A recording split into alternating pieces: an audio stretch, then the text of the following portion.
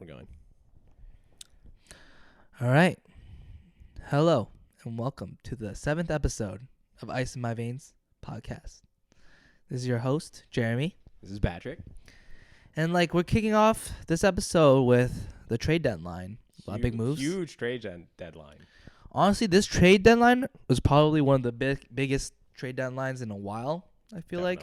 The amount of moves that were made is definitely game changing, and a lot of it I believe has to do with just like how we said in the beginning of the season that a lot of these teams were equal, right? So then I feel like in order to put them above the edge, a lot of teams are making moves to gain that little advantage in order to be a playoff contending team.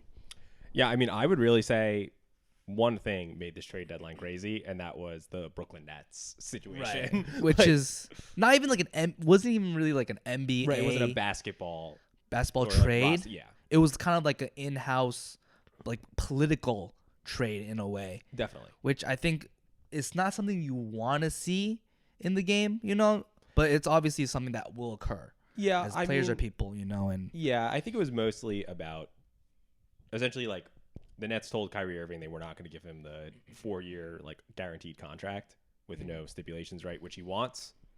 So he was basically like, "You have to trade me," which actually does make sense from his perspective, because if he just becomes a free agent at the end of this year, he can only sign with teams that can sign him with cap space. Right. So that is really it's the Pistons, or I think maybe the Spurs, Indiana, teams that are not that good. Mm-hmm, right, those would be his only options besides returning to the Nets. Yeah, if he wants the same amount of money. Right, exactly. This is assuming he wants a 4-year, basically max contract. Right. So basically, he has to get traded, unless he wants to either go to Detroit or stay on the Nets. Mm-hmm. And the Nets have said, we're not going to give you the contract you're looking for. So I think from a financial perspective, it does make sense that he basically forced the trade. So that being said, let's discuss the big winners and the big losers of these trades, right? Yeah. So let's start with the Brooklyn Nets. Yeah. I think this is agreed. Biggest loser. They need to go on that show for fat people, because they're the biggest loser right now. You know what I'm saying? They need to shapen up, right? So they lost 2 All-Stars. Yeah, 2 Hall of Famers. Hall of Famer All-Stars. Yeah. That were I would say they're getting old, but they're playing as if they were in their prime, right? Oh yeah, I mean I would say Durant was still a top 5 player in the NBA this season. And they were the 4th seed when this trade happened. And I remember reading this news that first Kyrie wanted to leave, and I was like, "Is this really happening?" I was kind of shocked that I wasn't shocked that he wanted to leave, but I'm shocked that how far the Nets would have fallen, with him being gone. My guess is that basically the Nets management was just really tired of Kyrie. Mm-hmm. Because honestly, if you're looking at this from a pure maximizing your chances to win an NBA championship, right? Mm-hmm. I would actually say you probably want to just give Kyrie whatever contract he wants. Right. Even though you're kind of getting sunned by I mean, you have to remember the owner views Kyrie as his employee. Right. It's not like a business partner. It's I'm your boss. And basically Kyrie walks into his office and is like, this is the pay raise I want. Give it to me. But the thing is, you want to keep Kevin Durant happy, right? He is the only way the Nets win a championship in the next 4 years with that roster is if Kevin Durant plays basically the best player in the NBA, which he's capable of. Very few players are capable of going through a playoffs and being this guy was the number 1 guy in the playoffs. Well, do you think, okay, so Kyrie was traded for Spencer Dinwiddie and Dorian Finney-Smith. Yeah. Did you think with KD and those 2 players, the Nets are Eastern Conference contenders? So I think, because that's probably what's going on in KD's head. Well, so what's going on in KD's head, in my opinion, is he came to Brooklyn to play with Kyrie and Harden. Yeah, Harden's already gone though. Harden's are gone. He came to Brooklyn to play with Kyrie. Kyrie's gone. My guess is there was some kind of this is more speculation than a guess, but they may have even had some kind of agreement with him, in the offseason, right when he initially requested a trade because he was unhappy with the direction. That's of the true, franchise, right. That hey, give us a shot. We believe, we being, Nets management, their GM, Sean Marks, that we can put a championship contending roster around you. We believe that you're good enough to win a championship as the best player, which, to be fair, he has never actually done in his career. Right, yeah. And I think once the Kyrie situation deteriorated, they were basically like, okay, we'll trade you. Or he came back to them and was like, I'm not going to play anymore. You have to trade me. Well, I think the players were already like, there was some like stipulation. I mean, that's why the Nets weren't in the All-Star game this year. I mean, not Christmas game this year, right? Because of rumors. Because KD requested a trade. So there's already like some bad blood there. So I'm not shocked that after Kyrie left, KD requested a trade too. Yeah. And I think they basically, so what you said about Dinwiddie and DFS, probably no, honestly. Probably no, right? Like, it would, I mean, like. Because I'm saying, like, although, so KD, they lost Kyrie, and KD, like, was agreed to come to the Nets because they want to play against two, like, all-stars, right? Yeah. So I think it was less of, like, that at that point, and more that, like he's just not happy with how the Nets are running it. He just wants to get out. I think, like, if the ship is sinking, it's time to get out. And so the trade was for Kyrie. We discussed what the trade was. But to be fair, if I was Nets management and Kevin Durant was just like a good employee, right? He is not requesting a trade. He's just happily going to play whatever with whatever roster we put around him. I would still keep him. Of course. And hope to, in the offseason, like restructure the roster with another star or like some other role player, right? To do some kind of fixing up the roster. After losing Kyrie. Like, I think this had to be driven by Durant. Yeah, of course. Yeah, like. Because, like, also, like, just from a business perspective, not even, like, you want to sell jerseys. Exactly. You want to be, like, a franchise with, like, that isn't just, like, a one-way stop, on the way to, like, some other place, Well, especially because the Nets have only been in Brooklyn for 10 years, right? They are still trying to kind of establish themselves as a popular team in the Brooklyn market, in the New York market. So I think that is also an element. Yeah, and I think I had a KD jersey, and now it's fucking, I think it's partially along with the fact that they don't really have many of their picks for the next few years. Why they sought the return they did for both players, because I think they want to at least, like, they don't, even if they had all their picks, I don't think they would actually like go the full tank route, because I think they're still trying to become more popular. Right. Yeah. Like they're, yeah. Because I mean, obviously in like New York, there's already a team, the New York Knicks, that were already pre-established. One of the most popular franchises in the NBA. Yeah. So, and then definitely like them blowing up, I would see how a lot of those people are disappointed, and would lean to like I don't know, I'd be a fan of like another team. Or like finding another like or just not being a Nets fan. Just not being a Nets fan. Yeah, exactly. But like the good thing is we could go to Nets games for super cheap now and see like the opposing team that we want to see. So I mean that's the upside, right? To go see Nets Hornets. So coming from that, the big winners. Well, so that's Kyrie, right? Yeah. They got back Dinwiddie, who was in Nets previously. Yeah, I think it's like he's solid. Probably more of a backup guard than a starting point guard. That's what I would say as well. He's solid. They got like Dorian Finney-Smith, who I'll be interested to see how he does without Luka. He does kind of seem like a potential role player that like is just good when he has all the open looks from Luka. Right, exactly. He's a good defender though. And then for Durant, they got back Cam Johnson, who's actually really good. Actually a big Cam Johnson guy. Cam Johnson fan. Yeah. Mikal Bridges.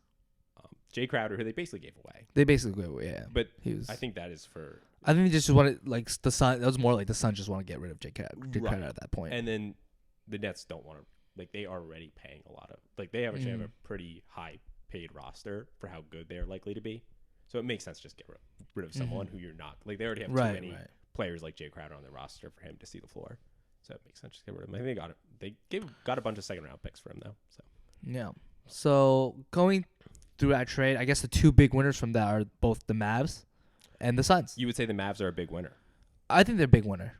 Really? Yeah, I believe so. I mean, they just lost to the Timberwolves, but I know. I think they gained. I saw like if you watch the game, it became like almost like you were watching like real basketball now, because they're not like just double teaming Luka and like just having like a 50-50 like 3-point shooting contest on the offensive end. I think they were before, because I think like having Kyrie be there on the offensive pressure definitely alleviates Luka, and he doesn't have to play like a point guard position anymore. He can catch a ball and like do a cut or like do other plays, and I think that like definitely opens the floor, and that's what I wanted to see from Christian Wood. But like obviously, that's what I wanted to see Christian before the trade. But now Kyrie is like an actual like solid player that like alleviates. I mean, I don't think it's like they're huge winners from this trade, because there's a lot of like practice and like they have to figure out what works, what doesn't work. But I think like overall, like trading Spencer Dinwiddie and Dorian Finney-Smith for Kyrie, great trade. Yeah. Well, to be fair, a part of that is they also gave up a first-round pick, which like I think in general fans like stress a little bit too much about like losing a first-round pick. It's like, oh, it could be like a top 3 pick or whatever. But if you're getting a good player back, right, it's sort of like what you're getting back. You don't know what you're giving up. What you're getting back is defined value. What you're giving up, like even if you are somehow the worst team, right, you're the highest odds to get the number 1 pick. It's only still like a less than 30% chance to actually get the number 1 pick. Right. So I think, I wouldn't be too worried about that. But the thing it does kind of affect them is that, let's say like in the next 12 months, another all-star player or like star player requests a trade, it makes it a lot harder for them to do what the Suns did for Durant, which is give up 4 picks, which is the most you can give up at once because of the various rules around trading future picks. Like it means now I think they can only give up like 2 picks or if it was this summer, I think they can only give up 2 picks total. Like their equity of trading has been severely limited. Potential to trade, which one part of that is you don't actually know who's going to become available in the next 12 months. Probably not someone better than Kyrie Irving, purely from a basketball perspective. Right. Maybe someone better than Kyrie Irving when you factor in some of the off-court risk with him. But I think that is the biggest thing. Is like it's sort of like a repeat of Porzingis, right? Where they are now committed to this guy being the second best player next to Luka for the next few years. Mm-hmm. Like they probably won't have another chance to get a player of Kyrie's caliber before Luka's first contract is up, or his team control years are up. Right. That's also another reason why I think it was a win, because what they tried to accomplish by getting Christian Wood and making Luka happy enough to stay was kind of accomplished by Kyrie. I feel like there's some incentive to I feel like Luka had a lot of frustration, so just alleviating that like frustration in the political sense of the team, I think definitely was a win for the Mavs, at least in that perspective. Luka's interesting because from a public perspective, he seems very he does not really reveal his feelings to the press that much. Yeah, which I think is like something that's it's a good thing, though. Yeah. I'm curious if behind the scenes he is more demanding of the Mavericks, where he's like going to them in meetings with the general manager, owner, and he's saying like, "Hey, I really need a better player than Christian Wood to play with. Like, I don't want to just waste another year making it to the second round or making it to the playoffs and not contending for a championship. I want to be a championship contender right now." Right. Like, you kind of had, in contrast, in Brooklyn, you kind of had like at points Kyrie and Durant like explicitly saying what they wanted. Even Paul George with the Clippers this week, he was like, "I think the front office needs to go sign Russell Westbrook." Yeah, so exactly. It is interesting. It's an interesting element to think about, where behind the scenes there may have been more pressure to make a move than we know about. I think even if there isn't, I think like just like you see on the on-court frustration of Luka. Yeah. That like there's no way he's not feeling bad about like losing to like the Pistons that one time, right? It's been covered on. Yeah, like oh my god. We don't need to bring it up. But actually like that's one thing that I don't like about like player like mentality these days is I feel like a lot of that frustration is like made to the public when it really shouldn't be. I don't think like threatening trades and like the press, it's just like a bad look for the franchise, bad look for your team. Like how you're supposed to be a leader when if you want to abandon ship, right? And I think that's one reason I think that Luka is like kind of keeping it in the back. But then that's the one reason that KD is not, because he's a snake, honestly, bro. That was a really funny element of the whole like Brooklyn Nets like 3-year saga. It's horrible. Just being like, Durant would like talk about he's the leader of the team, or Kyrie would be like, oh yeah, we're like the leaders, and then like they just request a trade or like shit talk their teammates like in a press conference. Yeah. And then like they suddenly hint that like, yo, we're not good, like, you know. And I think that's like not the way to go about it from a total like mentality standpoint. And then if you're trying to win, right, and you're bad mouthing your teammates, like that's like I think Kyrie either right before he was traded or right after made a comment of like, oh, there was just so much instability in the roster and like so much drama in Brooklyn. I'm glad to get out of there. But it's like, you were the source of a lot of that drama. It is, you right? were not playing because you disappeared on the team for 2 weeks, or because you decided not to get the vaccine, right? Like it's like it was much more in his control, I think, than what he makes out. Yeah. But I think that's why I was saying like Nets basketball is just toxic right now. They need to do a cleanse. Well, I think that's what they did. That's why I think although they lost, they kind of like cleansed themselves. Yeah. And I think that they are, leaning toward the path of good basketball. They got rid of the drama. And then and I think like Brooklyn, they don't deserve that. You know what I'm saying? So I'm happy for Brooklyn, not happy for their fan base or like their winning percentage. Yeah. What it's gonna be, but all right, and then we got to talk about. So Mavs, you think the Mavs are a winner? I mean, Mavs are a winner. I agree. Mostly. Overall, I think two interesting things there are one is Luka. I'm interested in Luka will play more off ball, or if when it's him and Kyrie on the court, Kyrie will be off ball. Right. And Luka was still. He's obviously not gonna have the same usage, but I'll be interested in how much it drops off, and also how much Luka plays off ball, like for real, and how much he just stands there and waits, because there's kind of an analogy to the Atlanta Hawks here. And if you watch them this year, like Trae Young does a lot of ball watching when he's not. He doesn't have ball. He won't cut for you. Yeah, exactly. And Luka's really never played he's never played with someone nearly as good as Kyrie. Right, and nearly as good of a ball handler as Kyrie. I think that's what he has to change, because I think he has to kind of have the LeBron James mentality. 100%. Like, I'm gonna set picks. Yeah. I'm gonna like pass. I'm gonna like look for plays and play like high basketball IQ. Team basketball. Yeah. And I think that's what I think he's starting to do that now, because if you looked at the final minutes of the Timberwolves Minnesota game, they were passing to each other to take that last finishing shot. Yeah. He when it was just him, he's not passing that shot. Right. To Dorian Finney-Smith to shoot that three? No. Yeah. Kyrie, he can create a shot. He can make a play. You believe in him. Yeah. So I think even though although that shot didn't go through, I think that just mentality just shows how the Mavs basketball game and their offensive play is changing. Yeah. And so I think in the rest of the regular season and then in the playoffs, it'll be really interesting to see how Luka behaves in those situations where Kyrie's handling the ball. Other thing is, I actually think Kyrie will be very well behaved for Dallas. Yeah. For Dallas this year. Because in general, when it's come down to money for Kyrie, he has reined in a lot of the whackness. Even with the, comments from earlier this year. Once he got dropped by Nike and the Nets told him they were suspending him indefinitely. He walked back a lot of what he said. He made a public apology. And he basically, until the trade request, which was financial based. Oh, he was playing really well. He played he showed up to every game. He showed up and played really well. So I think that will continue in Dallas, because he kind of needs them to like him, so they'll pay him that contract. Right. So in terms of he's gonna drive Luka away or whatever. I've seen some people on Reddit say that of oh, Kyrie's so whack. Luka's gonna request a trade. I think Kyrie through this playoffs will be under control. Be interesting to see after that. But I think for those context of this season, he will basically keep doing what he's been doing since he returned to the Nets.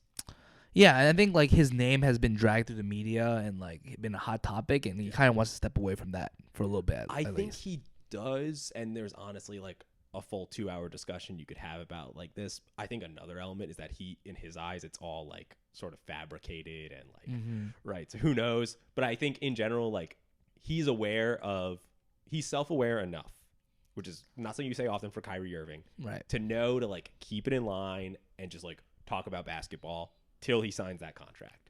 So I think I think another thing is it makes the Mavericks way more of an interesting team this year, right? They now can actually make a playoff run. I don't think anyone really felt that way prior to the trade. Yeah. Right? Even last year, like that was kind of a crazy run. That was and they had a Brunson. And I think they probably were a better team with Brunson than they are now with Wood and Dinwiddie. With Wood. Definitely. Right? At least they had Dinwiddie last year, actually, but with Dinwiddie moved up and so I like that because it's another team that could, like, I think prior to the trade deadline, the West was kind of like, are the Nuggets just gonna like stroll through this, or the Grizzlies? Like who are like the teams that are gonna be feisty here? Now we just talked about one of the teams, the Mavericks, that are gonna be feisty. There's another one that I want to hear your thoughts on. The Suns. The Phoenix Suns. They are now, according to Vegas odds, the second most likely team to win and the the first NBA in the favorite in the West. Favorite in the West. They now have Kevin Durant. So I looked up their odds before they got the Kevin Durant, and they were plus 2,000. Yeah. Now they're about which plus, is long. Yeah, which is pretty long. Probably like the 10th. Yeah. No, not 10. I was going to say 6 or 7 in the West. Like they probably were not. Like So, and now they're around like plus 400, plus 450. That's a plus 1,500 huge jump. Right? And I think that they are probably the biggest winner in this trade. Oh, absolutely. By far. Yeah. And it's crazy that like the Suns like were a topic of being a bust team from like, oh, this is Chris Paul's like the championship game where against the Bucks, was it? Bucks, it was Bucks, yeah. Yep, it was against was Bucks. the last time Chris Paul was ever going to reach the championship finals, the NBA finals, right? And now they're contenders again, and it's crazy to think that. And I hate the Suns. First of all, I think they're the most insufferable team. And going back of what I said last week about Lakers being an angel franchise and the Golden State Warriors being devil franchise, the Suns, bro, they just took over Satan's like position. That's all I gotta say. But the thing is, a dirty trade like this is gonna work for the Suns because they embraced this type of toxicity. Right. So that's why I think that I agree with Vegas. They're gonna be really. So you think it's real? I think it's real. I think this is very similar to the Golden State Warrior trade in 2017 or 2016. They lost. No, you mean when it's similar to the Warriors acquired? Yeah, KD. I think they're going to be that big of a threat as a team. I disagree. So when the Warriors had KD, they weren't plus anything to win the championship. They were minus, which is insane. Oh, really? Yeah. Oh, yeah. Oh, yeah. Right. Like they were, that's how favored they were. Is that it was like guaranteed. They were favored against the field, as in like they had more than a 50% chance, according to the implied probability of winning the championship. Like, I mean, so if you think these Suns, I think it's a lower caliber, but like definitely because obviously Devin Booker's not the same. That's what I was gonna say. It's like that means you're basically saying Booker is like Curry level, and then obviously Clay at that time was better than Clay was a lot better than he is now. Yeah. And they still had Iggy and like Draymond who were playing like, ridiculously. Yeah, exactly. Yeah. So obviously he's not as good, but I'm saying like them being like this devil, like this toxic franchise, like absorbing this toxicity is like it's a power move. You know what I'm saying? Yeah. Because if you're like the Lakers who like they try to do it with Westbrook, right? Then like it's a minus, outcome. But because of it's like you're taking a snake like KD, like. It's definitely like it's in their favor. They're like, what I'm trying to say, right? It like fits their existing like vibe. Yeah, exactly. And I want your opinion. Is KD the biggest snake in NBA history? He's up there, honestly. He is up there. I'm trying to think. What I was gonna say is like, do you think this supports the bus rider narrative? Of course. Because he's going somewhere where they've already built like a strong team. Honestly, I sent you that meme. It was KD in the construction outfit. He shows up when it's already built. It shows up. Yeah, exactly. Going to a top. Okay, he's going to a solid. Okay, they weren't like a top 5. Yeah, that's what I was gonna say. They were like 8, and they are like 8, right? Yeah, but like when that's why I don't like trades when like star players, like top 5 players, move, because it really like disrupts like the order of balance of things, right? And especially when you're giving up such little for what KD is worth, because of the bad blood. They gave up a lot, honestly. They did give up a lot, but I'm saying it's like so worth it. Like it's so worth it. Do it in a heartbeat. Because like this is you become a championship winning team. Exactly. Every team wants a championship. So if you can like Exactly. get just like a little glimpse of that championship, like run, like it's always just bet everything for that. Yeah, right. Because you become a team on the map. Mentality. Yeah, and they're not. They're like Devin Booker's still really young. Yeah. KD can still play like really well for like a couple years, right? Yeah. So like, there's not just like a gamble for 1 year. It's gamble for like a couple more years. I would say, so interesting there is KD probably does have a few more years left in him. I'd say at least this playoffs and next playoffs. Right? Yeah, so like 2 years of like consistent high basketball. The question is, does Chris Paul? Right. I think Chris Paul like next year. I'd be kind of worried about Chris Paul. Chris Paul definitely is like he's reaching his like expiration date, but at the same time, like we even saw that last year. Yeah, right? we did see that last year. The Sun series. Mm-hmm. Yeah, we definitely did. And the thing about Chris Paul is that he doesn't have to be such an offensive like threat when you have KD and Booker. Right. And I think he's good enough to be like a consistent shot taker, where he like will still be effective. But even if he's not, and you're like backup point guard or backup whatever, it's like you're still playing with Booker and KD. Right, which is basically unguardable. I think that is where the analogy to the 2017 Warriors comes into play is like they had Durant setting a screen for Curry. Yeah. You can kind of do that with him setting a screen for Booker, and that's like just straight up unguardable. The thing with Chris Paul that worries me is not necessarily purely just losing him, but it's that they gave up a lot of their depth in this trade. Mm-hmm. They used to be really, really deep at the wing position, right? They had Mikal Bridges, Cam Johnson, Jay Crowder. They lost all three of those guys. That's true. So to me, losing, even if it's to age and not actually like the player, disappearing, but it's if Chris Paul becomes like a neutral or a negative player versus a positive player, it's like they really don't have that much depth anymore. Exactly. And then become like it's kind of like they're like they can become like just like a really strong like weapon that you have, and just that you just have to use that one weapon, you know what I'm saying, to carry you, and then like that's the one way to win, is you funnel the offense through KD and Booker, and then like if they're playing good, it's unstoppable.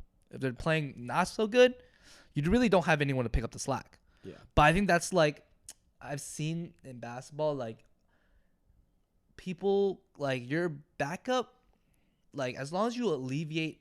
This is from like experience playing too.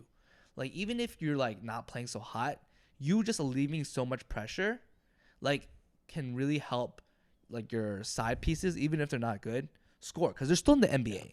They can still score, right? Mm-hmm. And like you, even if you like had them helping a little bit, I think it really depends on how they're doing.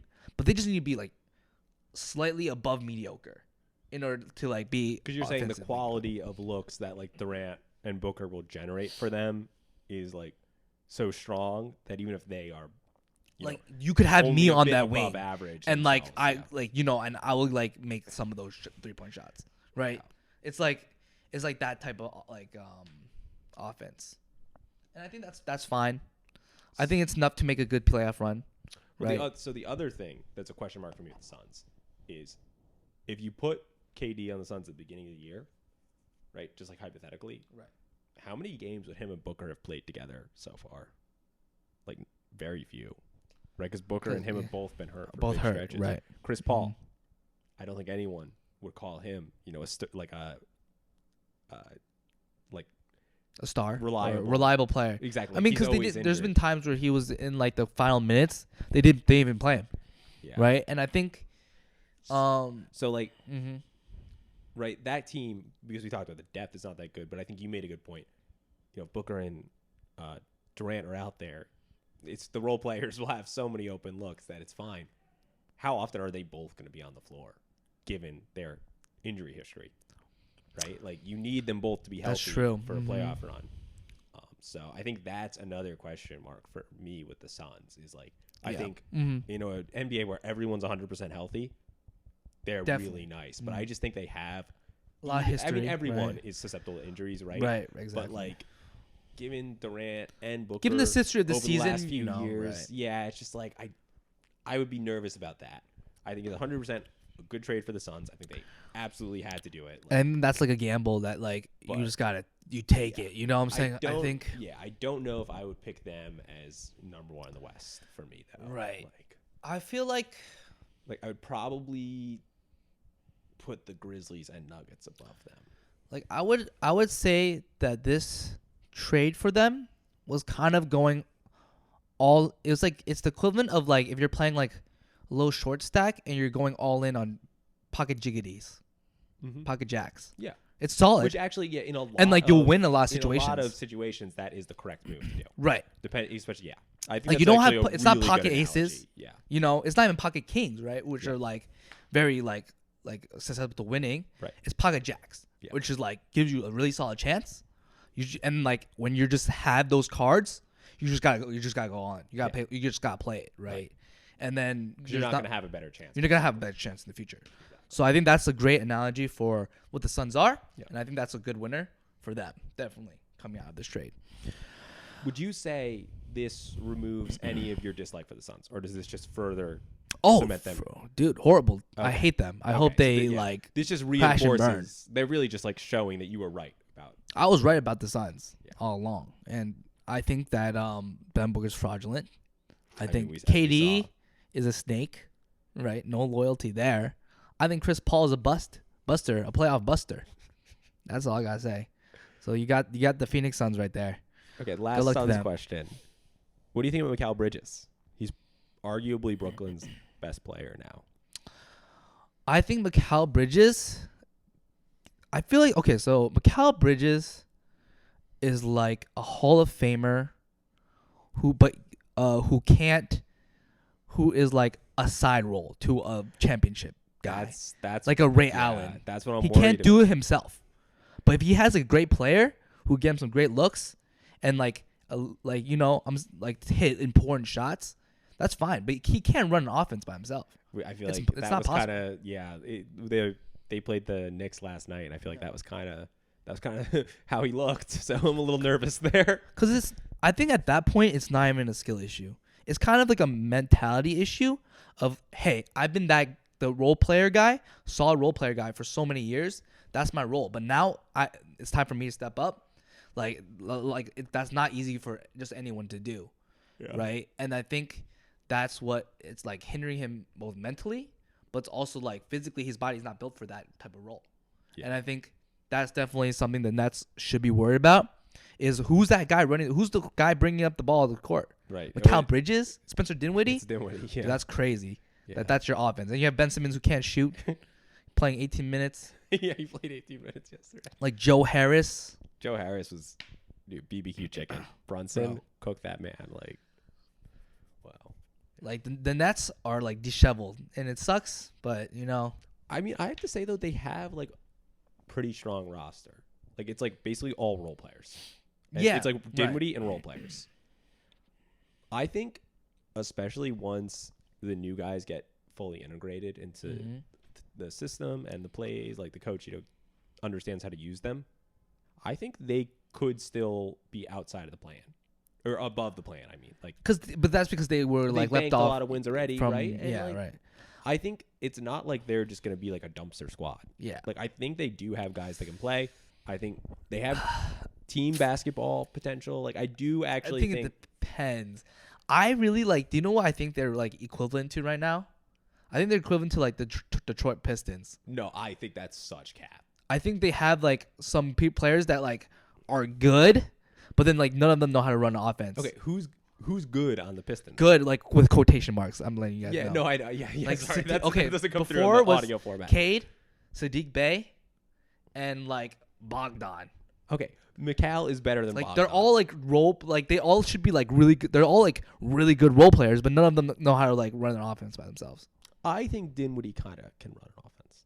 I think especially if he focuses more on distribution, like less I think it's a lot of mentality, and I think they just I don't think they got it. Okay. That's just my opinion. What about Cam Thomas though? Cam Thomas? Oh, he's a firecracker, but we'll see. Like honestly, it's I think that I like Cam Thomas because he's a bucket getter. I think he knows how to really like play an offense. But even then, he's just like a really good like solo guy. You know, I was gonna say I actually don't really like Cam Thomas, like, to be honest. He's dropping these like 40-point games, but he's not winning. It's not like winning. He he's drops like 40-point games and he drops 12-point games, same amount of shots, right? Because he's gonna take every shot he can get every night, right? And some nights that's 40 points, some nights it's 11 points. Like I feel like he does not play like good like team basketball to the point where like it's like a professional basketball team. Yeah. You know, it's like hard for me to say like see them like be like an actual basketball team like doing nice passes. Yeah. It's a lot of like, okay, I'm gonna just go to the hoop and like see what happens, and like if I'm hot, I'm hot. You know, exactly. Which is how that's how you're a random like player, yeah, and you end up with 3 40-point games in a row. But I don't see any of his other skills, whether it's playmaking, defense, right? Like I don't see any of those as being very good right now or having that much potential to improve. Yeah. I think he's just like you said, he's a bucket getter. Like, he's a bucket getter, which I respect, you know. Yeah. But at the same time, like that's team, I don't know how they're gonna do. I hope they figure something out. I hope like maybe like Mikal Bridges or Spencer Dinwiddie becomes like all-star level players somehow. So Dinwiddie, no shot. I think Dinwiddie used to be kind of an underrated player. He had some bad lower body injuries, and he kind of stopped like driving as much after that. And he's not that good of a shooter, right. So like he just like his efficiency when he was good, when he still was not like an all-star level player, but he's a pretty good guard, was his mix of shot making, creation, and ability to drive and draw fouls. Right. He kind of took away the driving and drawing fouls, and like now he's just like, what does he do? Like he's he's a guy that shoots like 50%, you know, or below every night. Like, yeah. But I think Mikal actually could be an all-star. Not this, like obviously not like. Yeah, that's what I'm saying. I'm like, I'm hoping that like they can figure it out. But I could see him, especially next year, if he's more like gets more comfortable. They kind of shape the team around him. I think he could be like an all-star level player on a team that's like 6th seed. I think he has like the biggest potential on the team. Definitely. But at the same time, it's far and beyond. He has to work on his game, I think, and I think he seems like a player that could have the skill to improve that, like both physically and mentally. But like it's all up in the air right now, and I think there's no certainties, and that's why. And that's we'll see how they end up, but not great. There was another trade in New York this week. True. Last week, I guess. And it was arguably the biggest trade to happen in New York at the trade deadline. It's true. Josh Hart came to the Knicks. I think Josh Hart is a solid win for the New York Knicks. I think this was a player that fits in well with the New York Knicks team. I don't believe it's the trade to like win it all to win all. Definitely not. But I think it's definitely headed in the right direction, given their tools. Right? I think that I'm a big Josh Hart fan, as you can tell. Yeah. He's just a hustler, and I think that's what like the Knicks are good at. I think that's what fits in with their team. Their culture. I think the only thing that Josh Hart does not give you is size, which I think the Knicks kind of need. And especially with Mitchell Robinson being out, and like not just like any size, but like kind of like skill size. You know what I'm saying? Yeah. Well, I know in Portland the biggest complaint about him was that he just like did not really shoot. He didn't take many field goal attempts. He was but that I mean like that's because you have Damian Lillard on your team. And Anthony Simons. You know, like those are like your shooters. He's more of like a facilitator, of like and I think I didn't pick him up for he gets a lot of boards. He always makes the right pass, and I think that he has a decent field goal percentage and like offensive pressure that if he's wide open, he can shoot. Yeah, so in Portland he wasn't, right? That was like a pretty big complaint of him. He said he's going to take those shots in New York. He said Tibbs told him like, I want you to come in and shoot. He said he's aware that was like a problem with his game in Portland and he's going to change it.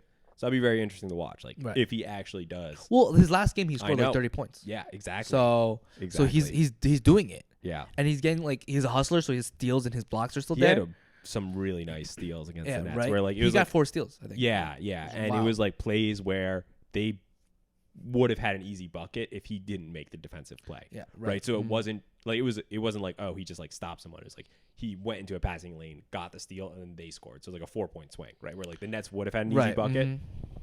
You may steal, they get an easy bucket on the other end. Like it was big. And I think that's why I like the Knicks with this trade, because I think they become deeper. I think their basketball IQ of like not just like Jalen Brunson goes higher. Yeah, definitely. You know what I'm saying? Because like I had no complaints about Miles McBride or Miles McBride kind of sucks. Or like Quinn Grimes, but I think their basketball IQ, them being young players, like Josh Hart is just like them but better IQ. Right.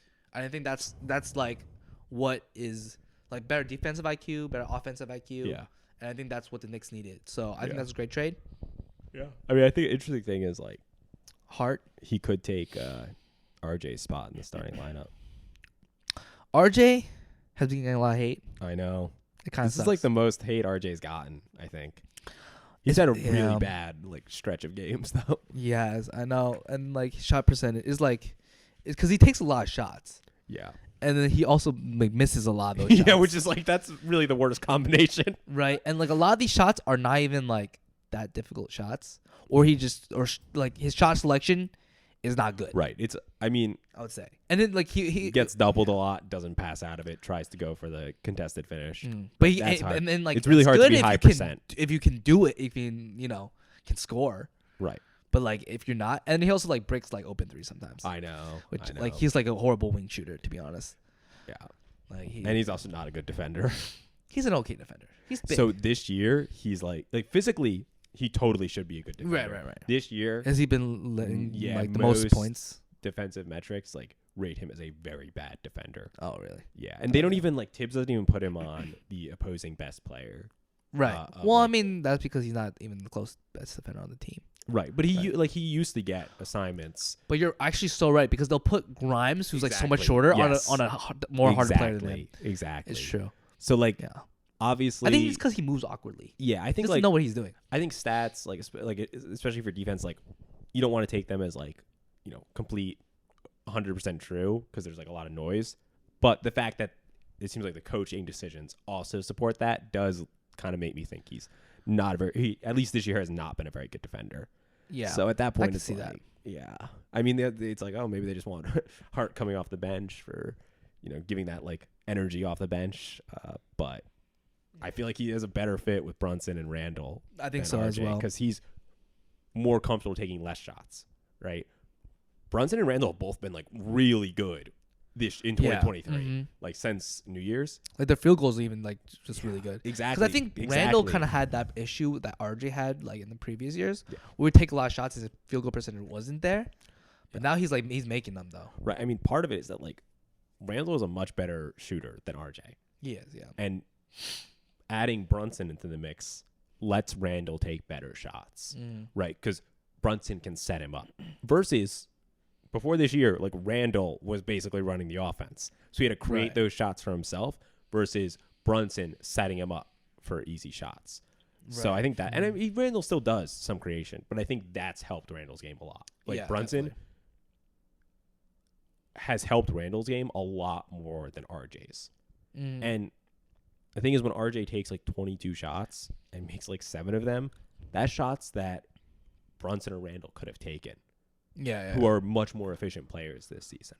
Definitely. So I feel like RJ is kind of like emulating Randall's game, but he's just a lot worse. Yeah. It's kind of the same. He's just trying to do the same things. Yeah. I mean, Randall is like, so Randall kind of plays like sort of LeBron type game. Yeah. Where he's like that big guy, but he still can kind of create off the dribble. And he like do like a score from anywhere. Exactly. He can like kind of that's like do a lot. Really hard. Yeah. Like it's like Randall's really good at it, but he still had seasons where he's pretty shit. Because like, but this season he's been like this season he's been good, yeah.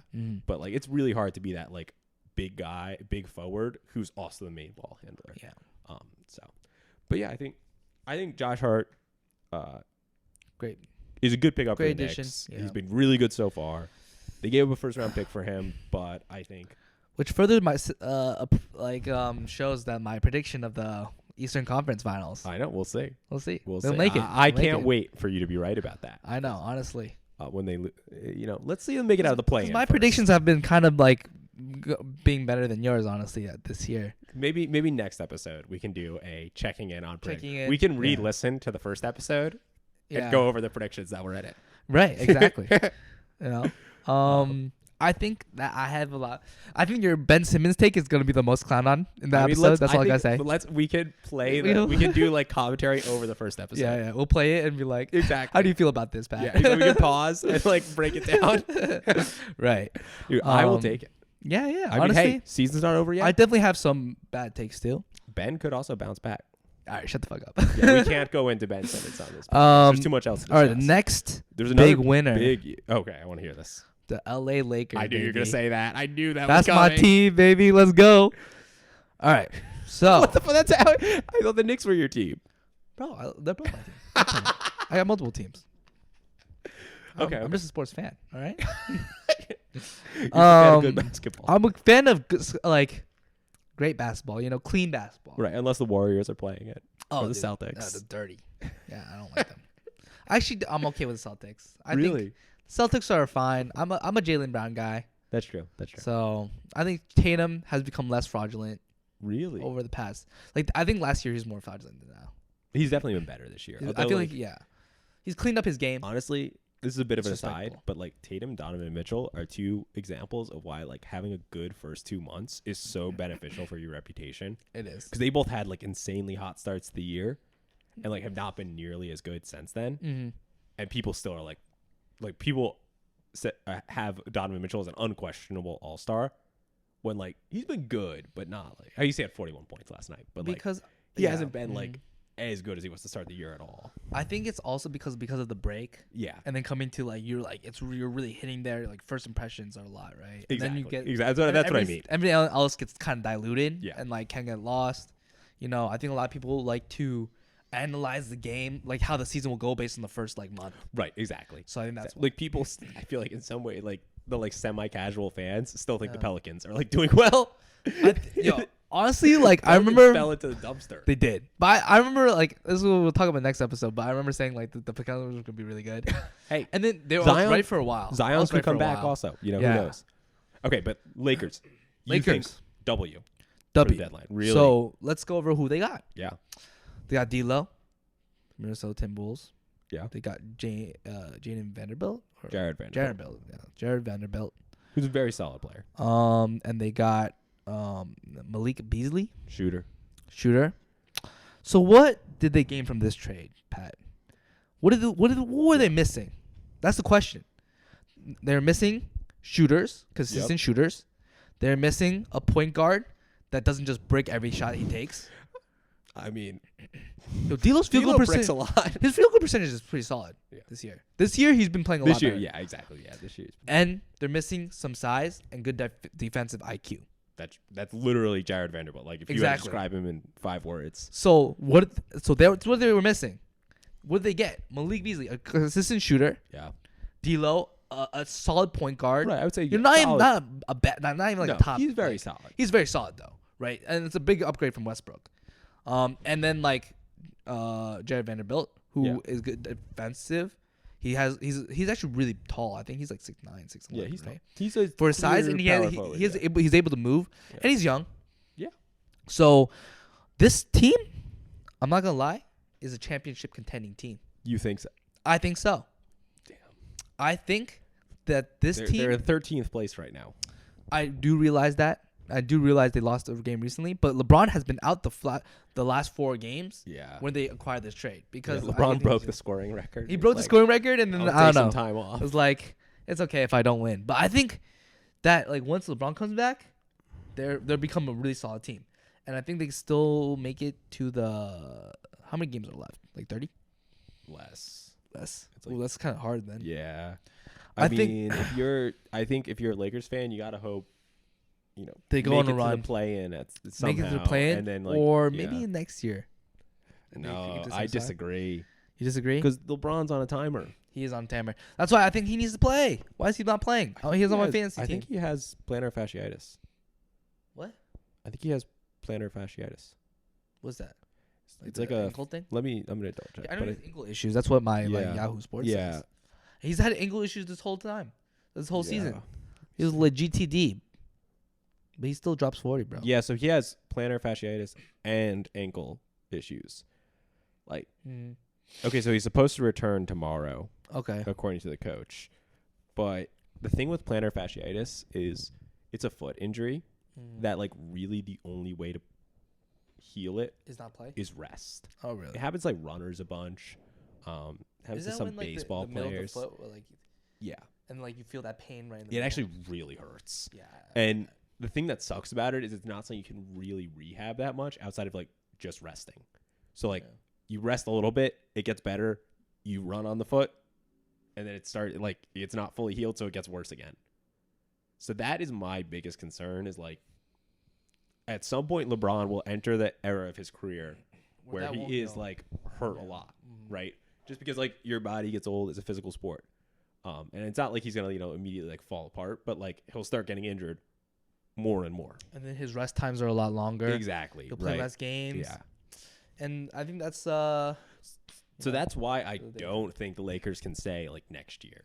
Because next year that's true. You never know when's going to be the last good LeBron year. And I don't think you can count on there being years after this one. Yeah. I guess the alternative is like maybe AD, he had that 3-week stretch this year where he was like beasting when LeBron was out in the fall. So, maybe you hope for a healthy AD season. I think they definitely made themselves a much more solid team here. I think they managed to keep one of their first round picks of the two they had available to trade, which is good because it means if they do have an opportunity to get someone in the summer, they can do it. 13 play because it's like no, because they don't own the pick. Oh, they don't own the pick. Fuck, the Pelicans have the pick. Oh, fuck. It's from when they traded for AD, right? Yeah. Oh, God. No, and also if you're the Lakers, in my opinion, a team like that should never tank. Yeah, because you always have the ability to essentially get a top tier talent in free agency or trade because everyone wants to go play for the Lakers. So it's a more reliable route to get that top tier talent to just trade or wait for the guy to want to come to you versus if you're Indiana, right? No one's ever going to request a trade to Indiana specifically. Right. So yeah. But yeah, so Lakers you're feeling good about. I'm feeling good about the Lakers. Yeah, it's just they got to start winning. I think they just got rid of Westbrook. How do you feel about that? That could be addition by subtraction. Yeah. I think it seems like the situation there got really toxic at the end. It did. Honestly, it was just a stupid decision from the very beginning. So I think it was too. And I don't really understand why Westbrook was so salty either. I feel like he was playing all right. I think he knew they wanted to trade him. Yeah, right. But I don't understand how it got as bad as it did. Because you're not putting up the numbers to stay, yeah, exactly. And this is a business at the end of the day, and he should understand that. Yeah, you might not get traded too. I don't know. It's don't be the don't be like the kid the kind of the party pooper. Yeah. Who always complaining, whining. Yeah. I think he is a prideful guy though, which is understandable. He's MVP, so. And he has a couple great years, and I feel like going from such a great player to where he is at right now, I think it's kind of it's hard. It's the mental behind it is it's kind of hard. It's like Carmelo. No, but Carmelo took a while to. He did, but the media doesn't talk about. They talk about Westbrook in a worse way than Carmelo because he wasn't ready to accept it. Carmelo kind of accepted his role. Carmelo took a while to accept it. Really? Yeah. I don't know. I feel like that Lakers team it took 1 year. There was a Thunder team before there's a Lakers team for Carmelo. Oh, it was the three the big Paul three. Yeah, when it was Paul George, Russell Westbrook, and Carmelo. Yeah, right. And he that was also toxic. That was depressing basketball. to watch. Yeah, that was depressing to watch because you basically watched him fall off in real time. Okay, so I have a question for you. D'Lo this season for the Timberwolves averaged 17.9 points per game. Right. He averaged 3 rebounds. We don't really care about that, but 6 assists. Points and assists. Do you think they're going to go up or down with the Lakers? They're going to go up. Points? Points are going to stay the same. Stay the same. Yeah, I agree. Assists, I think they're going to go up. Really? I think he's going to be the ball facilitator. Now that LeBron doesn't have to do it because he didn't really have a point guard on his starting lineup. Yeah. Right? LeBron's assists are going to go down. Yeah. but LeBron's points might go up. You know, because of offensive pressures. I mean, his points. I think he was trying to break that. Actually, record. yeah, that's true. Like, his points is harder to go up. Yeah, exactly. I think his points actually probably will still be high. Yeah, but not as high as right. before. I think they will probably go down a little bit, but not because of any of the additions, just because like he can't sustain that. So level he'll of score, and then like maybe he'll play less minutes.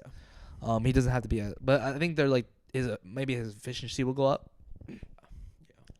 I think AD will. It's hard to say because has been taking as many shots. He has not really looked that good since he came back. I think he's still somewhat injured. I feel like that's why I agree. Exactly. I think but honestly, he needs to get healthy, right? Like Vanderbilt and Malik though, I think they're solid players. They are. I don't know what their record was before on like the Jazz, but I assume their numbers are going to stay the same. Yeah. You know. I mean, yeah, they hopefully. I mean that Malik can hopefully get some open looks. Yeah, because that Jazz team was kind of already like decently deep, you know. Like they had point scorers. Yeah, but basically from this point, like they need consistent wins, right? Exactly. To even get in. Next game against the Pelicans, then the Warriors. Those both like they should win. They should. Win, Mavericks after that. That's kind of difficult, right? Yeah. Grizzlies after that. That's like unless Shannon Sharp's there. That's true. To call out yeah, after that they've got Thunder, Timberwolves, Warriors. Again, they need a win basically every game against like the non-top tier teams, which is really hard. And then win some games from like that like you decent split teams. Like the Mavericks and Grizzlies. Like OKC games, they have to beat. Exactly. You have to beat the OKC, you have to beat the Warriors without Steph.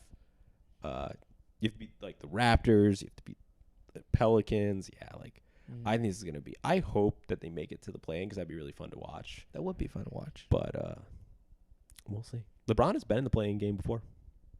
Yes. It was Steph versus LeBron in the first play-in game, which was kind of lit. Yeah. Oh, that's kind of. It was lit. Yeah. Actually, there's a great LeBron shot in there.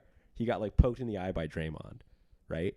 And then in crunch time, I think this was actually like to go ahead. The Lakers ended up winning.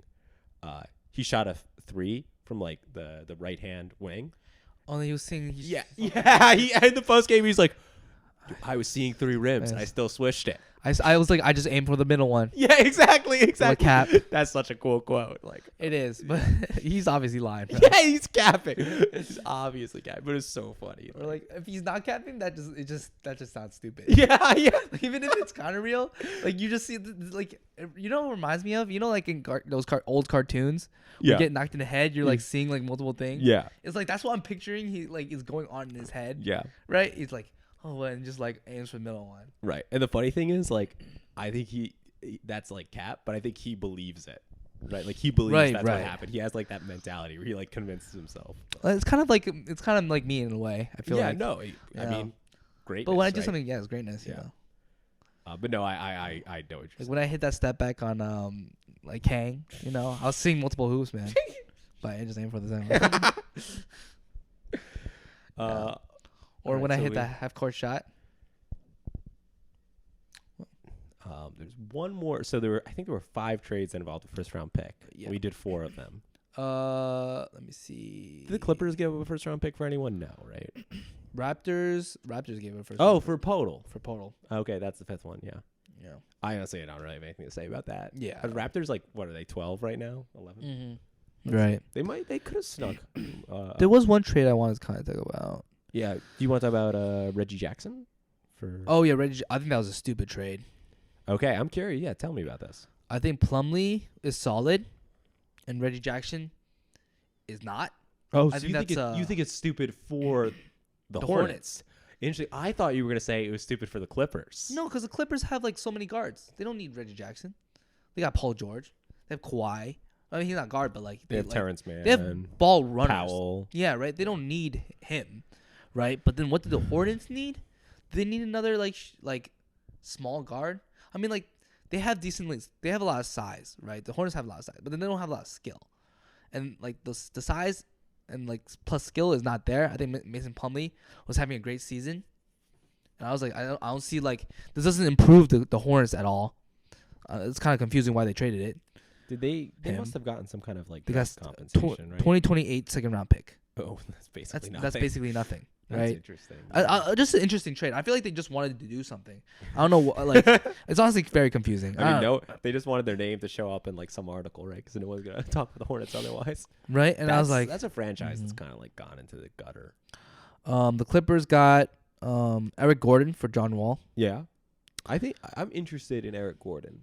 Like, I think he's washed. Exactly. What I was gonna say is hypothetical. Like his game Wall, fits really well in the Clippers. It's just a matter of does he still have it or not. Yeah, right. Right. So like we'll see. Because I mean, he was a decent 3-point shooter. He's a good 3-point shooter. On like the Rockets run. He's a great 3-and-D guy. Like, and he also kind of like he's like honestly even calling him a 3-and-D guy. Like he's better than that. He's more skilled than that. He is, and he's able to pass the ball. He's like someone who with like decent IQ. Yeah. You know, I think his knees are fine to play on defense. He's not the best on defense, but like I think they're still okay. It's just a matter of like how much of his like looking washed up is because he was depressed on the Rockets or right. And like the Rockets. Yeah. The Rockets. I mean, the Rockets didn't get better.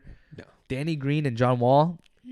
But they must have gotten picks for those guys. Oh, John Wall's like they traded John Wall after he said like the Rockets team was trash. Yeah. That's crazy. I mean, he's not gonna play for them. He's not going straight to the. He might getting not bought even out. get I think bought. he's gonna Yeah, I mean he'll get bought out. He might not even get signed after that though. No, I don't think he is. I think he's on this Kemba Walker pathway. Honestly, like I'd rather have Kemba than John Wall. Did John Wall even get a 10-day? It's true because Kemba did get a 10-day. He did, or like whatever it was. And I don't so know if it did was actually a Isaiah 10-day, Thomas. But it was You know what I'm saying? Yeah. A bunch of like those old guys get like a 10-day sometimes. Yeah. But that was because of COVID. That was like that was true, when IT came back. That's the only reason. Like that was honestly peak basketball. It was like one of those. It was like an anime episode where they bring back old characters. Yeah. Just for fun. You know what I'm saying? That's like, actually true. Yeah. Like the whole side cast came back. The side cast came back. You're just like, oh yeah, I remember this guy. Yeah. You know, that was the whole 10-day. That was kind of fire. Because like people were like saying, give Jeremy Lin a 10-day. You know? Yeah, it's like those players also always have like a weird number of stands that like say they can still play in the league. Well, yeah. After like, if someone does not have a contract in the NBA and they haven't said I don't want to play in the NBA, they probably can't. Right? Like, yeah, definitely. If you're good enough to be on a roster, there's 30 teams, right? Mm-hmm. Like if you're really that good, someone will take a chance on you. If like you're Isaiah Thomas, and even though you're dropping 81 in like a pro-am league, like if no one wants to give you a contract, there's a reason for that. There's a reason. Yeah. Same with Kemba. We'll see that with John. I think I think a lot of the things about that is like defense.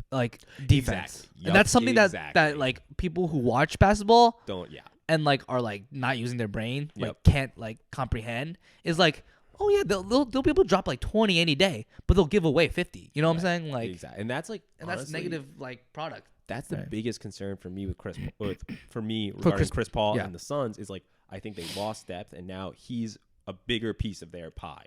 Right. And I just don't know if he can hold up in the playoffs on defense.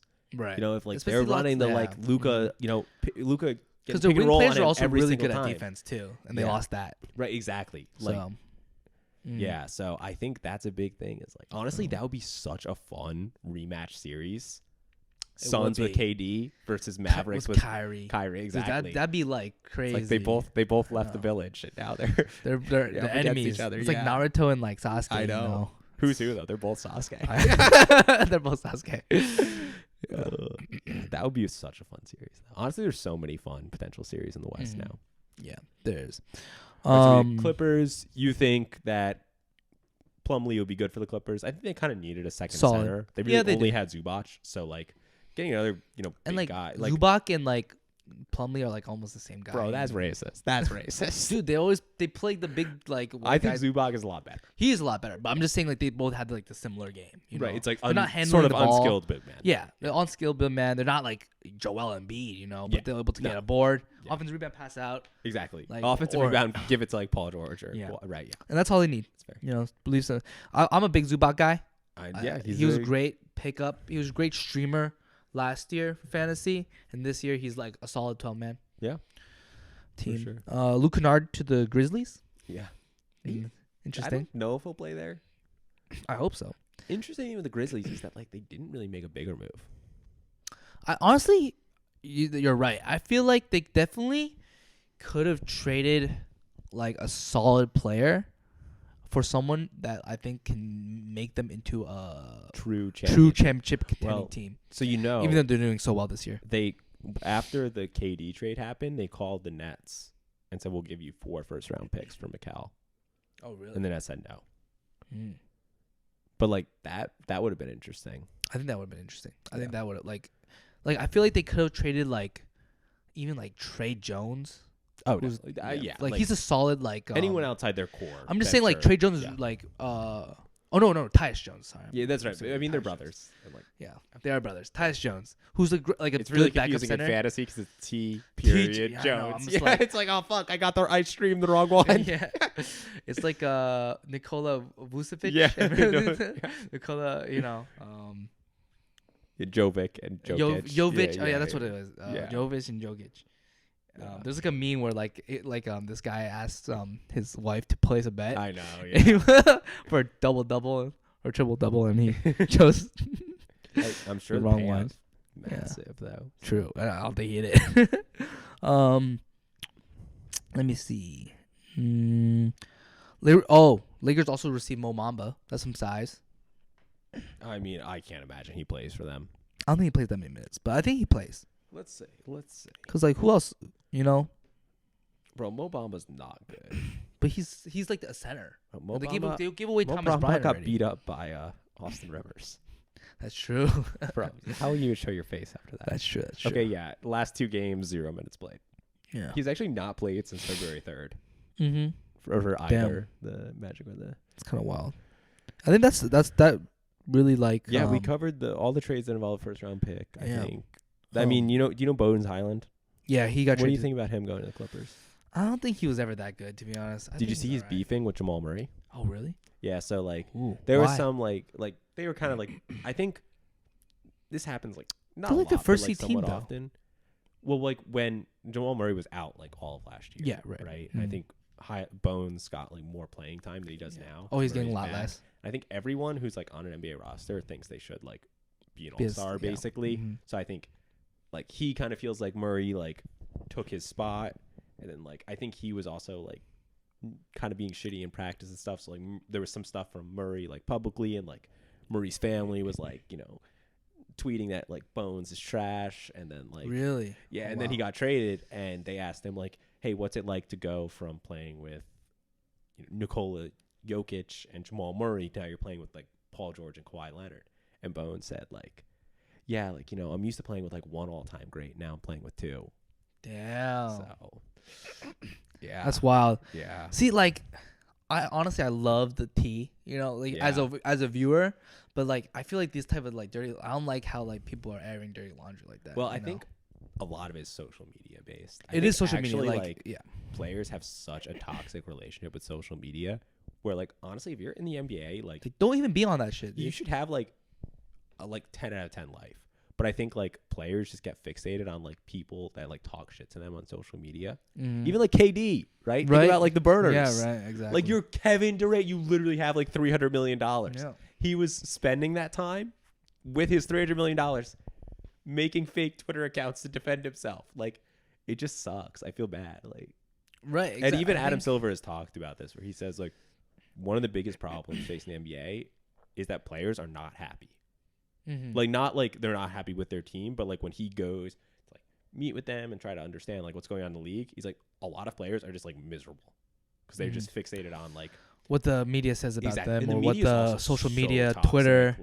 You just gotta get off that, honestly. And it sucks for the NBA players too, because they have to do press conferences and stuff where the media basically and the is reporters are kind of shitty to them. Dude, the reporters are all so I know. Yeah. Do you see they're just hunting for they're hunting for content and they want to get a clip. You know what I'm saying? Yeah. And I remember there was one press conference where it was Russell Westbrook was getting a compliment, and he was like, "What? I know." This is so, and then it just really goes to show that the press really tries to egg people. Team it makes more content. It does make more content, and I think that I wish NBA players would be I feel they're not softer, but I feel they get butthurt more than they used to. But it's because they do see so much hate on social media. Yeah. If the thing is, people hate is more visible on social media than people supporting you most of the time. Right. Right. So they just like I think and a lot of them also I think like go from like 0 to 100 in terms of fame, right? Like they're like basically nobody, and then they're like a big NBA player, and like I think they just don't really know how to handle it. So like they're not like because they're also they're younger than us. Exactly, that's what I mean. They They're not grew like up going through a normal like maturing process where like go to college and like figure out how to like deal with that shit. They just are like 19 and they're like on Instagram seeing people be like, bro, like this guy's so trash, like trade him, send him to China, like ni hao. I actually saw that on Ben Simmons. Yeah, dude, that's fucked. So there's the top Reddit comment on something about Ben Simmons just ni hao. That's fucked. Or do you see like the missile that shot down the balloon? The first one missed. The top comment is a picture of Ben as the pilot. It's the pilot. It's like it's hilarious, but at the same time, like as a viewer, he doesn't shoot though. Right, but at the same time, like I think I don't know. This is just me, but I feel you just gotta like really just air out that type of thing. Well, I mean, the best way for Ben Simmons to stop getting shit on by social media is to do better. Is to just go out there and play better. I do think part of it is like he's just more injured than people think, but like literally, if he just played better, like that would stop people from shitting. If he even just took shots, right? People would like, But like it literally is like you can when you watch him play, like you can literally see that social media is the reason why he doesn't take some shots because you see it in his face and he like hesitates. He like can picture like that, like people clipping that shot. Yeah, exactly. And people do clip so many, like every break they clip. A lot of them are really funny. A lot of them are really funny, but like if you clip, the thing about the NBA is That's like true. they play so often that like if you clip anybody's like bricks, like they'll seem like the worst basketball player like in the world. Yeah. But then like you have to realize, like everybody got those clips, and like they really like based on if you're good or bad, they'll like pick and choose. I mean, one thing about Ben is like the current Nets team. If it was like Philadelphia Sixers Ben, this would actually be such a nasty team with him because they have the role players that can shoot. They just don't have the creation, and he was actually so good at that in Philly. Like, it's actually like the perfect team around him because you can put, I mean, at least 3 guys. They don't really have a center that can shoot, but like you can put shooters around him, which is like what he needs to thrive. So at this rate, do you think Ben Simmons gets sent to China or stays in the league? I think we could talk about this in our revisiting episode episode because I do think like 20 minutes of that was spent talking about Ben Simmons. So it is, all right. One more point. I think one more like somewhat interesting trade. The Gary Payton one, right? Which like Paul went through. I don't think Gary Payton going to the Warriors matters that much until at least the playoffs because I think he's hurt. I think the biggest move was Wiseman and Sadiq. Yeah, I was gonna exactly. Do you think Wiseman can like rediscover himself in? Nah, I think Wiseman I agree. is just a bust. He is. I think Jalen Duren is better than him. I believe so too. Yeah. I think if you're an upcoming player and you're not developing on the Warriors, like this is one thing that Warriors is good at. I feel like they're good at developing young players who have talent but maybe not the play time, or like they have something that is like hindering them. Yeah. And they're good at working on. That is one thing that Warriors are good at. If you cannot strive as like a rookie with like potential on the Warriors, I don't think you can strive anywhere, to be honest. Like they built up Kevin Looney, they built up Jordan Poole, right? These were both players who were not supposed to be very good, who have been like honestly like Warriors fans are also annoying and they like hype them up way too much. Yeah. But they're solid, all right? Oh, they're both good players. They both could go get a very lucrative contract with another team if they want. Right, exactly. And I think that is one thing the Warriors are good at. And James Wiseman has been given those chances and proves that he's not able to do it. So I think that he will be a bust and probably go to G League within a year or two. I mean, he was in with the Warriors. He was in G League, right? And I think that's totally correct. I think people really analyze like, oh, like should they have played him more, or like how could they have made him not a bust? But I think it's totally possible that literally anything they could have done after drafting him would have resulted in this. Right. And I do think because they didn't have good bigs like when they drafted him, right? He was supposed to be that good big. I think what they kind of wanted to do was like draft him, develop him alongside winning a championship, and like have him be the future of the franchise while they continued the present of the franchise. Dude, which is very hard to do. People were hunting for those James Wiseman rookie cards. I know. Well, he was a really good prospect. Yeah, he was. I think it was still the third round pick. Second round pick. You know who's picked after him? It was the Hornets. LaMelo. Right? Who like much better player. Much better. Yeah. And but I don't think he fit in the Warriors team now. Anyway, Well, that's why that's exactly why they didn't pick him. They needed size. Anthony Edwards first, Wiseman second, LaMelo third. That was honestly like, an okay draft class. I mean, something interesting that was like, think about how much Poole has played for the Warriors with Curry out. That's true, and they've been winning. Like, yeah, exactly. I mean, that like really like LaMelo still would have gotten a lot of time, and I think even just from day one was a much better player. So, but then Definitely. Sadiq Bey, Hawks, you think is at all a needle mover, or you think they're still? I still think they suck. Yeah, but I don't like the Hawks. I never did. Don't like Trae Young. Don't like Trae Young. No. DeJounte's okay, but I feel like DeJounte's game is nice. It's very fun to watch. I think it's like he takes too many 2-pointers to be like an efficient player or like a really efficient player, but it is a fun game to watch. I think what the Hawks lack is a lot of size, and like consistency because of that. Yeah, and I think that's why they could be a cannonball team. They're like a cannonball team, like it's like a glass cannon almost. Right, which is kind of what they've been in the past. Yeah, it's like that's Trae Young. Trae Young as a player is kind of that. Yeah. So, I think whether or not they do well with Sadiq Bey doesn't really change that much, to be honest. Right. With this trade, I agree. I think Sadiq Bey is a solid player. Solid. I think he beats out like maybe a Kongwu in like shooting more. Yeah, I think a Kongwu is not like that good. A Kongwu is not that good. So I think like he'll get more shots, like more probably time than a Kongwu. Yeah. But I don't think he replaces like John Collins or John Collins somehow did not get traded again. Yeah, I think John Collins is solid. I like John Collins. He's had I think he like broke his finger or had some hand injury last year, and his shooting has been like really bad since then. Oh really? Yeah, but he had a crazy dunk after the trade deadline though. Yeah. Well, I think. Does that wrap it up? I think that wraps it up. Okay, All-Star game's coming soon. Yeah. I'm excited Valentine's for that. Day to all the listeners who made it this far in. It's true, All you need is you don't need love if you got basketball. Exactly. Love for basketball. The YouTube analytics say this is like 0.5 people that are still listening at this point. So, if you're more than a fraction, thank you, and have a great Valentine's Day. All right. See ya. Keep it icy. See ya.